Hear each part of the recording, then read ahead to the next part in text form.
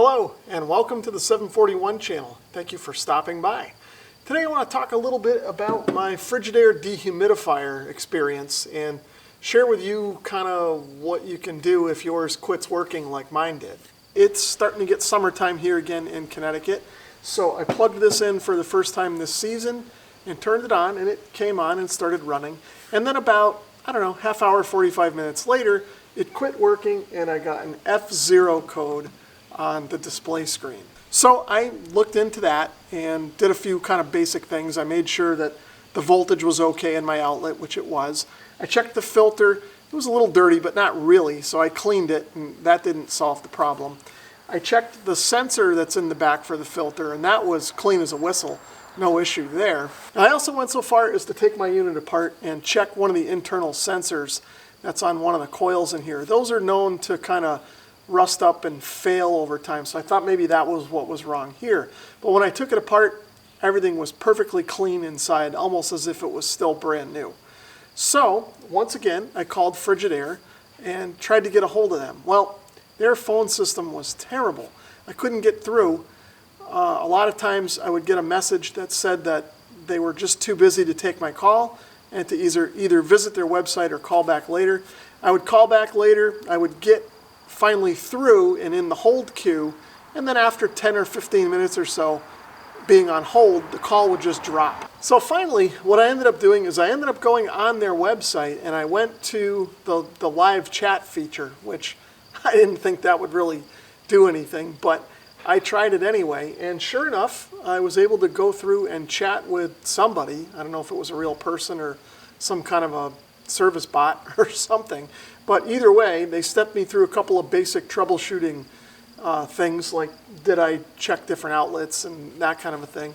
And once they were satisfied that I had done those things, they said that my cooling system had failed, and because the unit was less than 5 years old, it was covered under the warranty and that they would send me a replacement.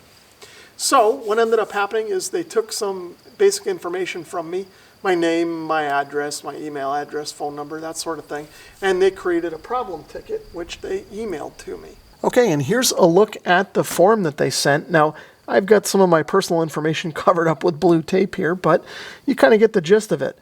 Basically, what you have to do is go through these steps, and then they will send out a replacement unit. The first step being to confirm that they have your address correct. The next step is to remove the original label from the unit, which in my case was on the side over here. Then the next thing they want you to do is take a picture of the error code, which I've already done.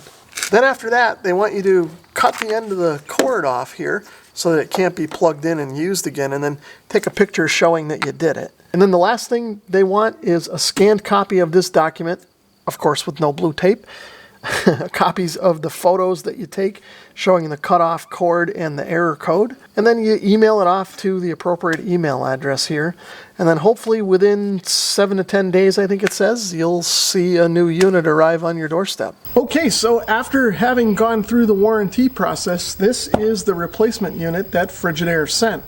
Now, it says here that it's a 50 pint unit, and my old unit was a 70 pint unit, but it looks like the rating has changed. We'll take a closer look at this label right here. I think it kind of explains things. So I think it's pretty much an equivalent unit to what I had. Now, I think it only took Frigidaire about a week to send me this, maybe 8 or 9 days, I'm not sure. I wasn't keeping track.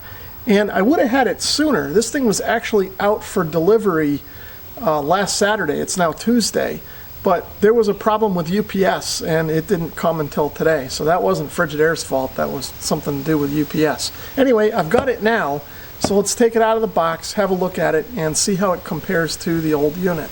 Okay, so here's a look at the two dehumidifiers side by side. Obviously, the old non-functional one is here, and the new one is here. The warranty replacement was supposed to be an equivalent or better unit to the old one. And size-wise and function-wise, it seems like that is the case. They're about the same size, and they both have more or less the same features. But let's take a closer look at the differences between these two units, and I'll tell you why I'm not as happy with the new one as I was with the old one, other than the fact that the new one should work and will hopefully continue to work for more than just a couple of years. I am glad that Frigidaire stood behind this old unit and sent me a new one at no charge and no hassle. And what I'm about to talk about really are kind of nitpicks in a way, but if I were going to go out and buy a new unit, I probably wouldn't buy this one. So first up, on the old unit, I just like the look and design of it better than the new one. I like the gray and the white better than the black and the white, and just this overall kind of little bit sleeker shape, and just the design of the water indicator on the bucket. And there's a nice LED indicator here that this one doesn't have. And I like the control panel being in the front rather than in the back on this one. Now the overall build quality on the old one just seems better. The fit and finish and the plastics just seem a lot better. So like this handle, if I pull it up, it stays up. Just feels smoother and more rugged. And in fact, when I lift it up, this one feels like it might even be a pound or two heavier than the new one. But you can see with the new one, the plastics are just kind of loose and wobbly. This top black piece of plastic, I don't care for the black, and it just feels much thinner and lighter than this one overall. Now really, aesthetics aren't that important to me because this thing is going to live in my cellar. It's not a living space, so nobody's really looking at it. As long as it works, that's really all I care about. So the one thing that I really don't like about this new unit is that the main airflow comes straight out of the top.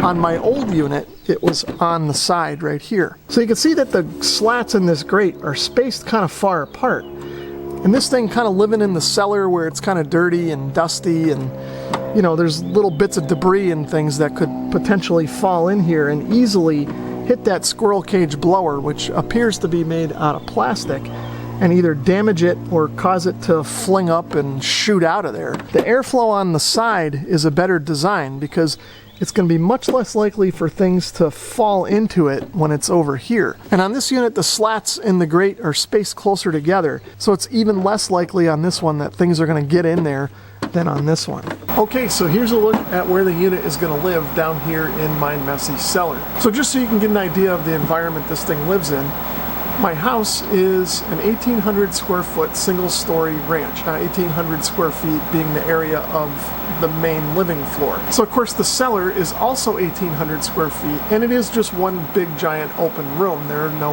walls or rooms down here really to speak of. And I've got this unit placed roughly in the center of the basement. And I've got the unit plugged into a dedicated outlet that is up in the floor joists right there. So when I first set this unit up a couple of days ago, the humidity down here in the cellar was right around 55%, which actually isn't bad considering that I haven't had a dehumidifier running down here for a couple of weeks now. So when I first set the unit up, I set it to 50% and set the fan speed to medium just to see how well it would work on those settings. Within 4 or 5 hours, it brought that 55% humidity in my cellar down to 50%. Now it's been running for several days now, maybe 4 or 5 days down here, and just kind of doing its job and living its normal life. And the humidity is now down to around 45–46%.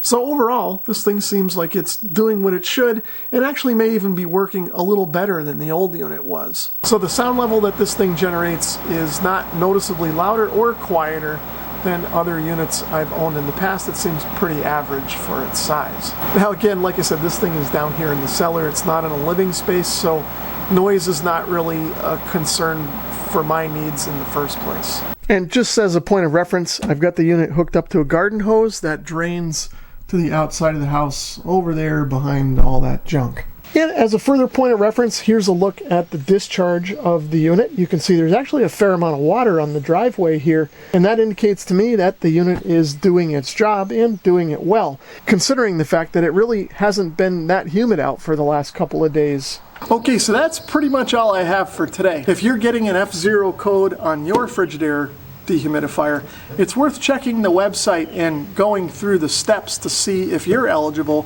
for a replacement unit as well. Now, like I said earlier in the video, if I were going to go out and buy a brand new dehumidifier, I probably wouldn't buy this one, mostly because of the top grate. But since Frigidaire sent it to me as a replacement for this one, for no cost and really no hassle, I think it's going to work out just fine. Hopefully it lives a nice long service life down in my cellar. If you'd like to learn more about this dehumidifier, please check the link in the description below. If you enjoyed this video, please give it a thumbs up. If you'd like to leave a comment or subscribe, feel free to do that as well. If you'd like to support my channel in another way, please consider visiting my Amazon store, which is linked in the description below. Thanks for watching.